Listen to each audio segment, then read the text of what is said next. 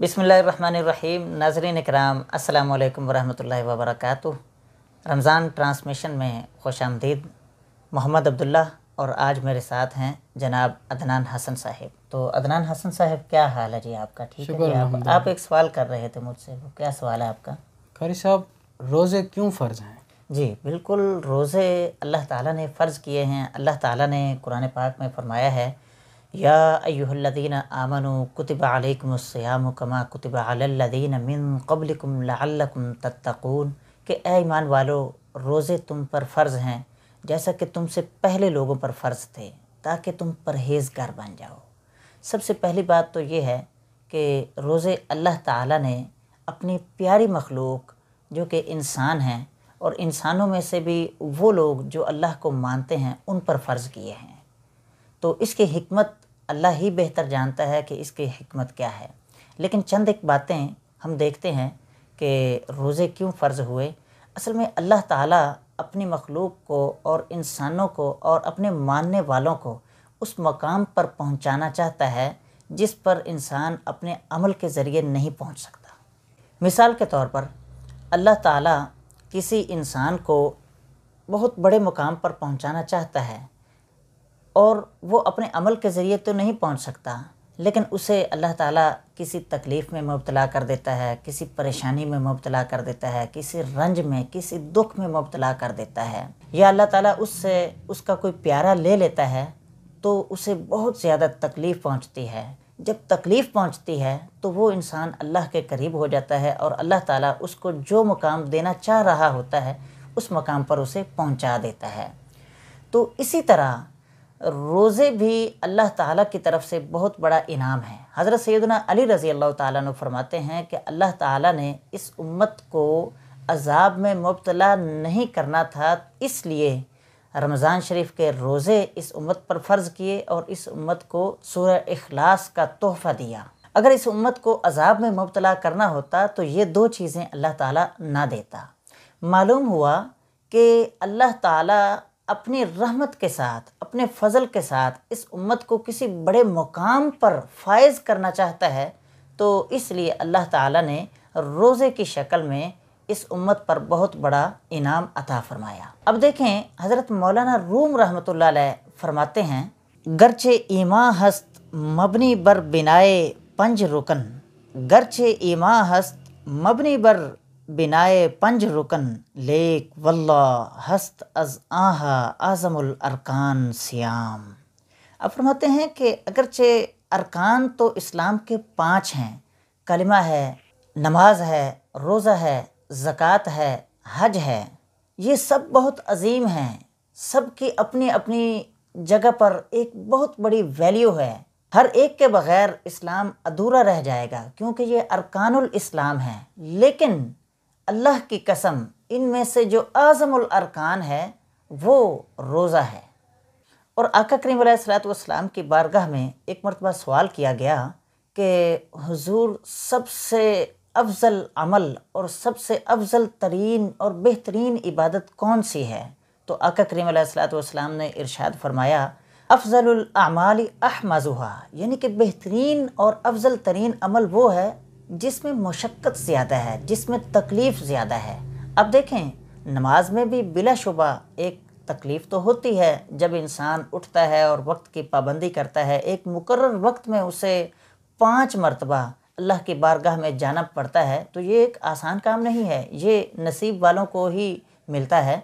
हज है, हज भी एक अपने तौर पर बहुत मुश्किल रुकन है, लेकिन रोज़ा जो है वो भी एक मुश्किल तरीन इबादत है। सहरी के वक्त उठना और कुछ खाना, उस वक्त खाना जब बहुत ज़्यादा नींद आ रही होती है और बिल्कुल भी भूख नहीं होती, उस वक्त खाना, और उसके बाद सारा दिन अपने आप को खाने से, पीने से और उन ख्वाहिशात से भी अपने आप को बचा कर रखना जो आम हालात में जायज़ होती हैं, लेकिन रोज़े की हालत में वो भी नाजायज़ और मना हो जाती हैं। और फिर सूरज के ग़रूब होने तक कुछ भी ना खाना पीना, ये एक मुश्किल तरीन काम है। तो जब ये मुश्किल है तो इसका ज़ाहिर है अजर भी ज़्यादा होगा, और जब अजर ज़्यादा होगा तो अल्लाह ताला अपनी रहमत और फ़ज़ल के ज़रिए اس امت کو بہت بڑے انعام پر فائز فرمانا چاہتا ہے، اس لیے اللہ تعالیٰ نے اس امت پر روزے فرض فرمائے۔ اور ایک حدیث قدسی ہے، اس میں فرمایا کہ روزہ تو میرے لیے ہے، اس کا اجر بھی میں اپنی رحمت اور اپنے فضل کے ساتھ دوں گا۔ تو کوئی بھی شخص اس اجر کو یا اس ثواب کو ماپ نہیں سکتا۔ عام حالات میں جو بھی ہم عبادت کرتے ہیں تو اس کو تو ماپا جا سکتا ہے، بتایا جا سکتا ہے کہ اس کا اجر اتنا ہے، اس کا اجر اتنا ہے۔ ہاں، اگر اس میں بھی خلوص شامل ہو تو پھر وہ بھی ان لمیٹڈ ہو جاتا ہے، لیکن روزے کے بارے میں اللہ تعالیٰ نے خصوصی طور پر فرمایا کہ یہ تو ہے ہی میرے لیے اور اس کا اجر بھی میں ہی دوں گا۔ وہ اس لیے کہ روزہ ایک باطنی عبادت ہے اور باقی تمام عبادات وہ ظاہری عبادات ہیں۔ اب کوئی شخص نماز پڑھ رہا ہو تو سب کو پتہ ہوتا ہے کہ وہ نماز پڑھ رہا ہے۔ اب کوئی بندہ حج کرنے کے لیے جا رہا ہے تو ہر ایک کو پتہ ہے کہ وہ حج کرنے کے لیے جا رہا ہے۔ جب وہ جا رہا ہوگا، طواف کرے گا، صفا مروہ پر دوڑے گا تو پتہ چل جائے گا کہ یہ کوئی عبادت کر رہا ہے، یہ عمرہ کر رہا ہے، یہ حج کر رہا ہے۔ اسی طرح جب کوئی شخص اللہ کا ذکر کر رہا ہوگا تو ہر ایک پہچان لے گا کہ یہ اللہ کا ذکر کر رہا ہے۔ اسی طرح کوئی شخص خیرات کر رہا ہوگا، کوئی زکوٰۃ دے رہا ہوگا تو اسے بھی جانا جا سکتا ہے۔ قرآن پاک کی تلاوت کر رہا ہو، اس کا بھی پتہ چل سکتا ہے۔ لیکن روزہ ایک باطنی عبادت ہے، اس کا تعلق ہے ہی اندر سے، کہ جب تک وہ شخص خود نہیں بتائے گا کہ میرا روزہ ہے تو کسی کو بھی پتہ ہی نہیں چلے گا کہ اس شخص کا روزہ ہے۔ تو اس لیے بھی اس کا اجر بہت زیادہ ہو جاتا ہے کیونکہ اس کا ڈائریکٹ تعلق اللہ تعالیٰ کی ذات سے ہوتا ہے، اور اللہ تعالیٰ کو اپنے محبوب بندوں کی ادائیں بہت زیادہ پسند ہیں۔ اب دیکھیے، حضرت ابراہیم علیہ السلام نے اپنے بیٹے کی قربانی کی تو اللہ تعالیٰ نے وہی قربانی اس امت کو عطا فرمائی اور واجب فرما دی۔ اے میرے نبی کی امت، تم میں سے جو صاحب استطاعت ہوگا اس پر قربانی واجب ہوگی، ضروری ہوگی۔ اسی طرح دیکھیے، صفا مروہ پر جب حضرت سیدہ ہاجرہ سلام اللہ علیہا وہ دوڑتی ہیں، جب حضرت ابراہیم علیہ السلام ان کو ایک صحرا میں مکہ میں چھوڑ کر چلے جاتے ہیں اللہ تعالیٰ کے حکم کے مطابق، تو ان کے پاس ایک مشکیزہ ہوتا ہے، کچھ کھانے پینے کا سامان ہوتا ہے، وہ جب ختم ہو جاتا ہے تو سیدہ ہاجرہ رضی اللہ تعالیٰ عنہ، ان کا جو بیٹے ہوتے ہیں حضرت اسماعیل علیہ السلام، وہ بالکل چھوٹے سے ہوتے ہیں، تو ان کے لیے پانی ڈھونڈتی ہیں اور کبھی ادھر جاتی ہیں کبھی ادھر جاتی ہیں، تو 7 چکر صفا اور مروہ کے لگاتی ہیں۔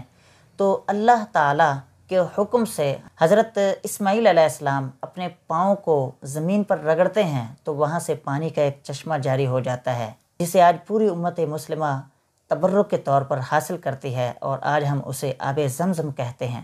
تو حضرت سیدہ ہاجرہ رضی اللہ تعالیٰ عنہ کی اس سنت کو اللہ تعالیٰ نے اس امت میں باقی رکھا اور فرمایا کہ جو بھی عمرہ کرے گا یا حج کرے گا اسے یہ عمل ضرور کرنا پڑے گا۔ روزے صرف اس امت پر بھی فرض نہیں، یہ تو انبیاء کرام کی دیگر امتوں میں بھی فرض تھے۔ حضرت آدم علیہ السلام ایام بیض کے روزے رکھا کرتے تھے۔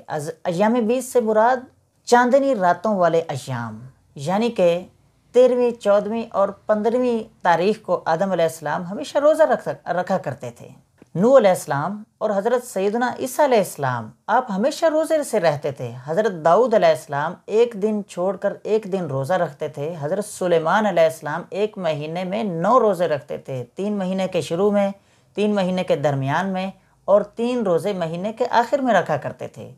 اور اگر آپ حضور نبی کریم صلی اللہ علیہ وآلہ آلہ وصحبہ وسلم کی سیرت کا مطالعہ کریں تو آپ کو معلوم ہوگا کہ جو آقا کریم علیہ الصلوۃ والسلام کے 35 سال 36 سال کی عمر کے ایام ہیں، اس میں زیادہ تر آقا کریم علیہ الصلوۃ والسلام نے گوشہ نشینی اختیار فرمائی، اور آقا کریم علیہ الصلوۃ والسلام پہاڑوں میں لوگوں سے الگ تھلگ ہو کر ایک جگہ پر بیٹھ جایا کرتے تھے اور اللہ کی عبادت کیا کرتے تھے اور غور و فکر کیا کرتے تھے، اس کائنات میں غور کرتے تھے اور اپنے بارے میں سوچتے تھے کہ میں یہاں پر کیوں آیا ہوں، میرا آنے کا مقصد کیا ہے۔ تو اسی طرح جب عمر بڑھتی گئی، 39 سال 40 سال کی عمر میں جب آقا کریم علیہ الصلوۃ والسلام آئے تو اس وقت آقا کریم علیہ الصلوۃ والسلام بہت زیادہ ان باتوں پر غور و فکر کیا کرتے تھے، اور غار حرا میں رمضان المبارک میں تو خصوصی طور پر تشریف لے جاتے اور وہاں پر سارا دن بھوکا رہتے، یعنی کہ روزے کی حالت میں رہتے اور ساری رات وہاں پر عبادت کرتے، اللہ تعالیٰ کا ذکر کرتے، تو اللہ تعالیٰ نے ان سابقہ تمام انبیاء کرام کی سنت کو دیکھتے ہوئے اور خصوصاً آقا کریم علیہ الصلوۃ والسلام کے رمضان المبارک میں غار حرا والے اس عمل کو دیکھتے ہوئے اس امت پر 10 شعبان المعظم 2 ہجری میں روزے فرض فرما دیے۔ اب عدنان صاحب، میں یہ چاہتا ہوں کہ اگلے سوال سے پہلے آپ ایک نعت شریف سنائیں۔ ضرور۔ کوئی سلیقہ ہے آرزو کا، نہ بندگی میں بندگی ہے، سبحان اللہ، سبحان اللہ، سبحان اللہ۔ یہ سب تمہارا کرم ہے آقا، سبحان اللہ، سبحان اللہ، بے شک جی۔ کہ بات اب تک بنی ہوئی ہے، یہ سب تمہارا کرم ہے آقا۔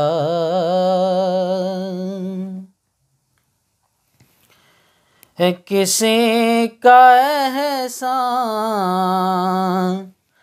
نہ کیوں اٹھائیں، کسی کو حالات کیوں بتائیں، کسی کا احسان نہ کیوں اٹھائیں، کسی کو حالات کیوں بتائیں، سبحان اللہ، تم ہی سے مانگیں گے تم ہی دو گے، سبحان اللہ، سبحان اللہ، تم ہی سے مانگیں گے تم ہی دو گے، تمہارے در سے ہی لو لگی ہے، یہ سب تمہارا کرم ہے آقا۔ سبحان اللہ جی، ماشاء اللہ، سبحان اللہ۔ بشیر کہیے، نذیر کہیے، انہیں سراج منیر کہیے، بشیر کہیے، نذیر کہیے، انہیں سراج منیر کہیے، سبحان اللہ، جو سر بسر ہے کلام ربی، سبحان اللہ، سبحان اللہ، سبحان وہ اللہ، میرے آقا کی زندگی ہے، یہ سب تمہارا کرم ہے آقا، کہ بات اب تک بنی ہوئی ہے۔ ماشاء اللہ جی، ماشاء اللہ، بہت خوب جناب عدنان صاحب، آپ نے بہت پیارا کلام پڑھا۔ الحاج خورشید احمد صاحب کی آواز سے، وہ ہم ان کے پاس جاتے تھے، ایک مرتبہ ہمارے ہاں بھی آئے تھے، ادھر چشتیہ میں تشریف لائے تو انہوں نے یہ کلام پڑھا، بہت خوب، بڑا زبردست۔ ان سے ہم نے فرمائش کی کہ یہ کلام تو ہمیں ضرور سنائیں، انہوں نے سنایا تو بہت خوب، ایک بڑا زبردست سما بن گیا تھا۔ جزاک اللہ قاری صاحب۔ اب میرا آپ سے اگلا سوال یہ ہے کہ روزہ رکھنے کے فوائد کیا ہیں؟ جی بالکل، بالکل اس بات کا بھی ہمیں پتہ ہونا چاہیے کہ روزہ رکھنے کا فائدہ کیا ہے۔ روزہ رکھنے کا جو سب سے بڑا فائدہ جو میں سمجھتا ہوں نا، وہ یہ ہے کہ اللہ تعالیٰ خوش ہوتا ہے، اللہ تعالیٰ کی رضا حاصل ہوتی ہے، کیونکہ اللہ تعالیٰ نے ہمیں حکم دیا ہے کہ اے ایمان والو تم روزے رکھو، تو بس ہمیں روزے رکھنے چاہیے۔ اور پھر اللہ تعالیٰ نے فرمایا ہے کہ روزہ ہے ہی میرے لیے، اس کا اجر بھی میں نے دینا ہے۔ تو جب اللہ نے اجر دینا ہے تو ہمیں اس کی ذات کے لیے، اس کو خوش کرنے کے لیے، آقا کریم علیہ الصلوۃ والسلام کی خوشی حاصل کرنے کے لیے، کیونکہ حضور کی بھی سنت ہے روزہ، تو ہمیں روزہ رکھنا چاہیے۔ اور پھر آقا کریم علیہ الصلوۃ والسلام کی ایک حدیث مبارک ہے کہ فرمایا کہ روزے دار کو دو خوشیاں، فرحتان، دو خوشیاں حاصل ہوں گی۔ ایک تو یہ کہ جب وہ افطار کرتا ہے تو اسے کچھ کھانے کو ملتا ہے، افطاری کے وقت اسے بڑی زیادہ خوشی ہوتی ہے۔ اور دوسری خوشی جو اسے حاصل ہوگی وہ اللہ تعالیٰ کا اسے بروز قیامت دیدار نصیب ہوگا، اللہ تعالیٰ کی اسے زیارت ہوگی۔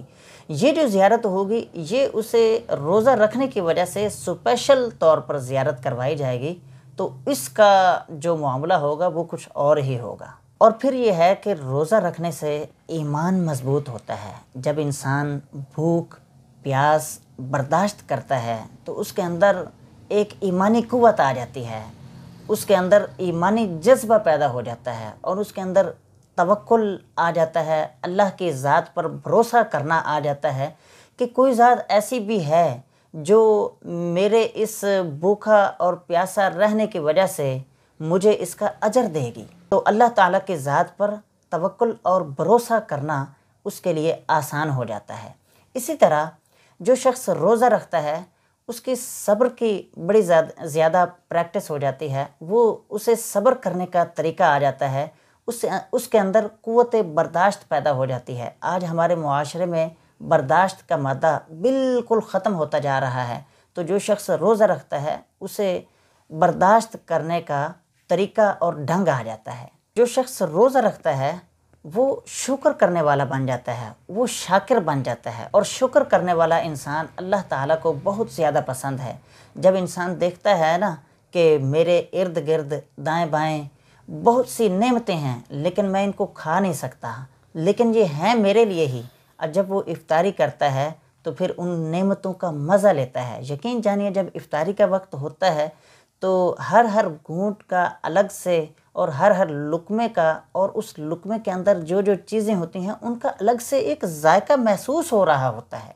وہ صرف ذائقہ افطاری کے وقت ہی محسوس ہو سکتا ہے، اس کے علاوہ بالکل نہیں ہو سکتا۔ روزہ رکھنے سے انسان وقت کا پابند بن جاتا ہے، اسے وقت کی پابندی کرنے کا طریقہ آ جاتا ہے۔ آج ہمارے معاشرے میں یہ بہت بڑا المیہ ہے کہ لوگ وقت کی پابندی بالکل بھی نہیں کرتے۔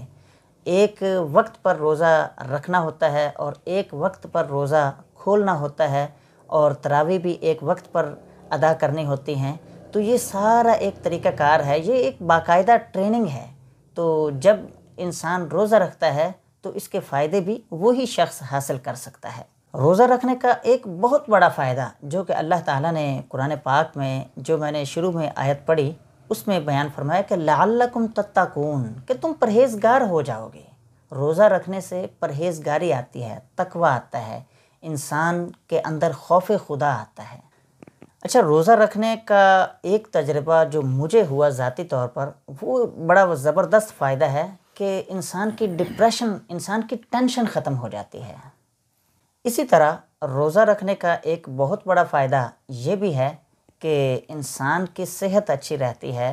حدیث شریف میں باقاعدہ آیا ہے کہ صوموا تصحوا، کہ تم روزہ رکھو صحت مند ہو جاؤ گے، صحت یاب ہو جاؤ گے۔ آج دنیا کی بڑی بڑی یونیورسٹیز میں روزے پر بڑی بڑی تحقیقات کی جا چکی ہیں کہ روزہ رکھنے کے بہت زیادہ فائدے ہیں۔ روزہ رکھنے سے انسان صحت مند رہتا ہے۔ اگر پورے سال میں 29 یا 30 دن روزے رکھ لیے جائیں تو وہ شخص کئی بیماریوں سے بچ جاتا ہے۔ اور روزہ رکھنے کا مجھے ایک بہت بڑا جو فائدہ نظر آیا وہ ہے احساس۔ جب انسان اپنی بھوک کو اور اپنی پیاس کو شدت کے ساتھ محسوس کرتا ہے تو جو اللہ کی مخلوق ہے اس کے اندر جو بھوک ہوتی ہے یا مفلسی ہوتی ہے، غربت ہوتی ہے یا پیاس ہوتی ہے، تو اس کو بھی وہ بڑے قریب سے محسوس کر سکتا ہے۔ اور جب انسان لوگوں کے قریب ہوتا ہے اور ان کی بھوک اور پیاس کو محسوس کرتا ہے اور پھر ان کی مدد کرتا ہے تو اللہ تعالیٰ کے وہ شخص بہت زیادہ قریب ہو جاتا ہے۔